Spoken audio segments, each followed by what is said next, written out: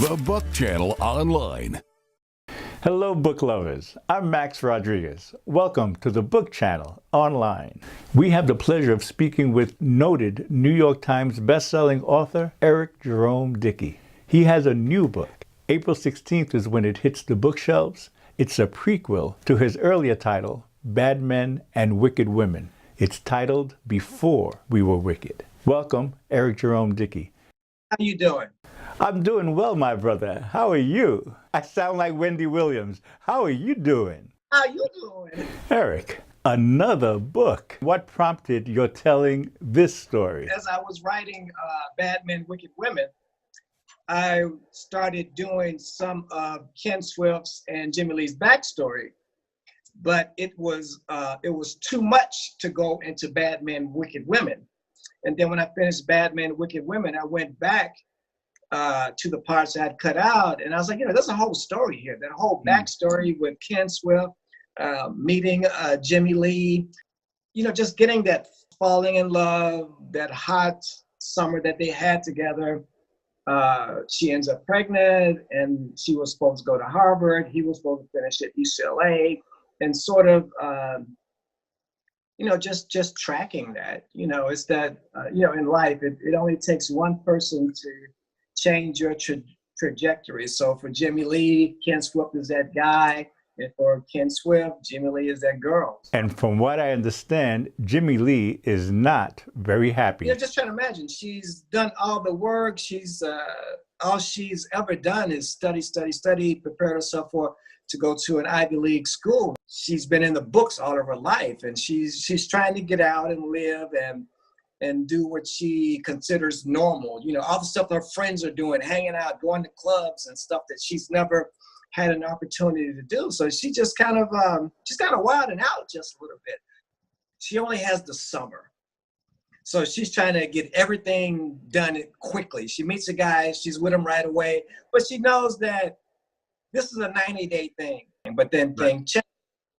And she's pregnant, and she's not going to Harvard. So the way I wrote her was just trying to imagine, what that feels like. I mean, that would be some resentment, because she runs into people that she went to school with, and you're measuring yourself by their accomplishments. They're in grad school, and you spent the last 5 years being mommy, and this just wasn't what you planned.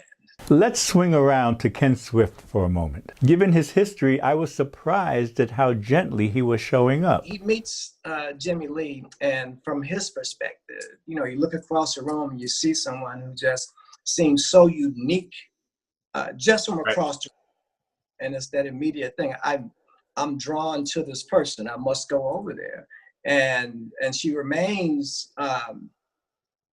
It's just something just right out the box. It's that love at first sight thing, touches.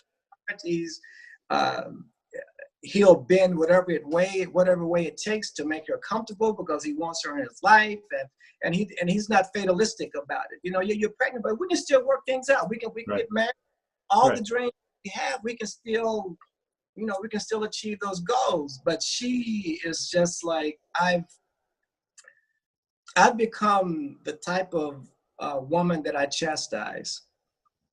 Right out of school, pregnant by some dude she just met. You are known, Eric, for writing twists and turns into your plots. So what might we expect from Before We Were Wicked as an unexpected turn? The way Before We Were Wicked ends, it literally ends at the first page of Bad Men, Wicked Women. It's seamless. Jeez, there are a lot of twists and turns, and it's LA in the 90s. I mean, you're the Tasha Harlins, Rodney King, the racism here, the era that they live in. At the time, Leimert Park is African American, and you see that by the time we get to Bad Men, Wicked Women, gentrification has kicked in. Who's your reader for this title? It seems to be written for millennials who might have big ideas for their life and who are then confronted by that very same life. I write about characters who rarely escape unscathed. Things happen, they have these watershed moments, life-changing events. Just covering them as a couple, they were hot and heavy over the summer, and then the next year they're married. So she's married to someone she really doesn't know.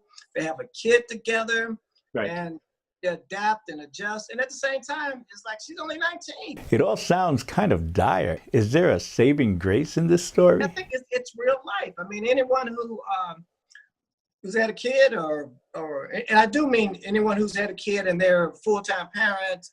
Sometimes the kid will go to sleep and you got 1,000 things you need to do while the kids sleep, but you're so tired that you're like, I gotta nap where you nap. And then they also have this struggle for renewed intimacy, because now the dynamics of the relationship have changed. It's like, you want to be intimate, but you got a kid now, so you're not just as free to walk around the house naked and do stuff like you were before. There was a moment in your book where Jimmy Lee and Ken are talking, and Ken wants to know, when will they be intimate again? And her response was, never. And intentionally it's written there, where they start off, they're hot and heavy, they can't stay out of bed. When you're having a lot of sex, you're starting to get careless. You start to get a little bit, you get comfortable, and then you get careless. I mean, yeah. And in the book, they've literally broken up. She's gone. Right. Right. And I'm done. He's like, okay, fine.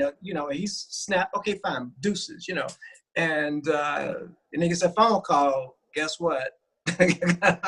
Tell me more about your readers, because the more you write, the more opinionated and the more demanding they become, and why you think this book is one they will want to read.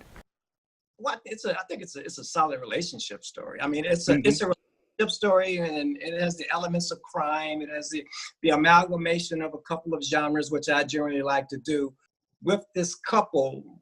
Even though they're not going to end up together, you're still going to be cheering for them. And she's go, good, I'm leaving. And he's like, bye, me and the baby will be here. She's like, no, I'm taking the baby. Now we got to have another argument. You don't want to be here. You didn't want my daughter, but you want to take my daughter with you. So, it becomes this, you see just how it changes from that dude and girl who saw each other across the room at a club, and that animal attraction, and it just evolves into this thing where it's like, I met you that night.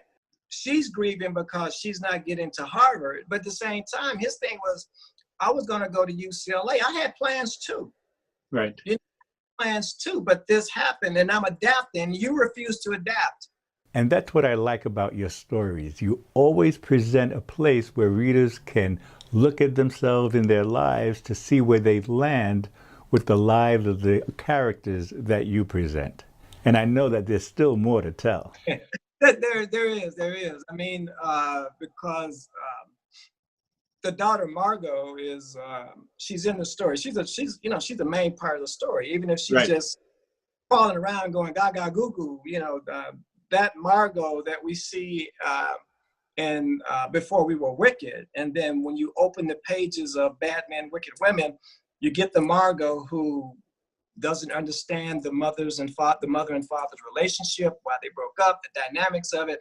All she knows is Ken Swift is her dad, and she hasn't seen him since she was a baby. So she's real, so you see his daughter return, and she's as hostile can be. She's judging her dad based on the grandparents, her maternal parents' opinion of Ken Swift, and they've never liked him. She doesn't remember the dad that when she was crying in the middle of the night and mom was dealing with postpartum depression or having a breakdown, dad can't, give me my daughter, and driving her around through the middle of the night till the sun come up to get his daughter to go to sleep, and just carrying her around all just everywhere. Ken Smith was a proud dad.